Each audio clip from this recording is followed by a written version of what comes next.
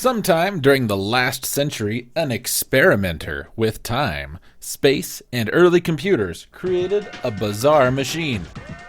The inventor's name was Baron Fortescue. The machine was the Chaos Engine. Although primitive, the machine became incredibly powerful and went crazy, turning ordinary humans and household pets into razor-toothed, armor-plated killing machines. Enter 6 hard-nailed mercenaries for hire. These ball breakers are armed to the teeth with over 25 weapons and a host of special destructive devices specific to their class. Select 2 characters to form your party and enter the world of chaos.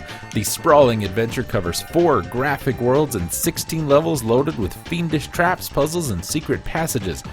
Get your hands on sawn-off shotguns, Molotov cocktails, and a huge amount of armament. And buy, blag, or blast your way through hordes of different monsters to do battle with the ultimate killing machine, the Chaos Engine.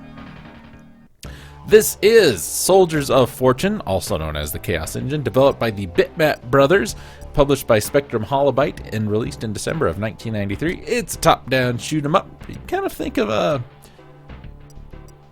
like Smash TV with Zelda-ish kind of maps, I guess. It's kind of a run-and-gun thing. It's set in a steampunk Victorian age, so there's that if you're into it. First released for the Commodore Amiga, with a version available from AGA Amigas, later ported to DOS, the SNES, the Atari ST, the Amiga CD32, the RISC OS, and Sega Mega Drive platforms. I don't think we've ever seen anything for RISC before. The SNES and Mega Drive versions had a preacher character, had their clerical collar removed, and was renamed The Scientist. The US version of these 2 ports was retitled Soldiers of Fortune, and a sequel was released called Chaos Engine 2. We've got, gameplay's pretty much top-down run-and-gun shooter, as we talked about. You go through each level picking up powers, ups, and keys, fighting monsters. There are nodes that must be activated via weapon fire to open doors. And at the end of every second level, you can spend your collected riches to upgrade your weapons, increase your hit points, or purchase new items. EGM gave the Super Nintendo version a 6.8 out of 10, summarizing it as a decent overhead shooting game in the spirit of Techno Clash and Gauntlet.